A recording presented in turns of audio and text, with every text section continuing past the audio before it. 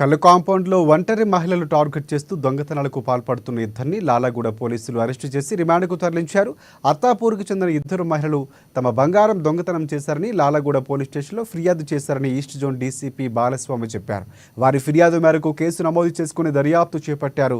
కళ్ళు కాంపౌండ్ వద్ద అనుమానాస్పదంగా ఉన్న హరినాయక్ను వడ్డే లక్ష్మిని అదుపులోకి తీసుకుని పోలీసులు విచారించగా దొంగతనం చేసినట్లు అంగీకరించారని తెలిపారు. వారి వద్ద నుంచి 2 తులాల బంగారం, 41 గ్రాముల వెండిని స్వాధీనం చేసుకుని వారి రిమాండ్కు తరలించారు.